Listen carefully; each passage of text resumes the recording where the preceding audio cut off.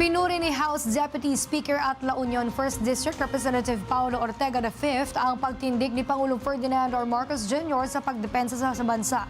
Kaugnay nga po niyan, kaisa rin umano ang mga Pilipino sa pagtindig ng pamahalaan sa sariling atin. Ang detalye ay hatid ni Faith Santiago.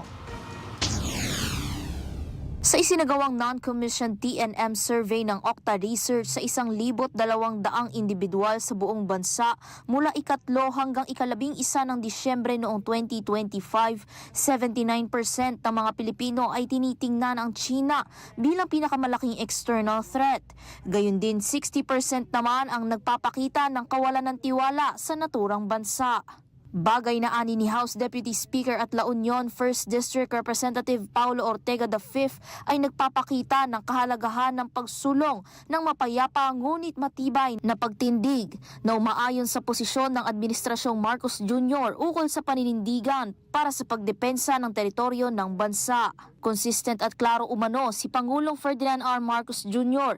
na ipaglaban ang sariling atin na nakaangkla sa batas at diplomasya. Kinilala rin ni Ortega ang kagitingan ng mga sundalo, kawani ng Coast Guard at mangingisda na nagsisilbi umanong frontliner natin.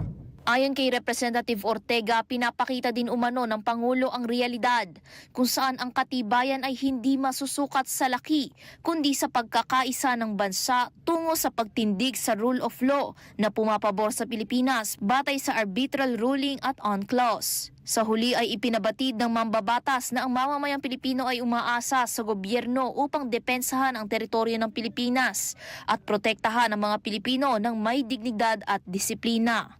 Bagay na ani ay eksakto at tapat na ginagampanan ng punong ehekutibo. Para sa totoong balita sa Bagong Pilipinas, Faith Santiago, Congress News.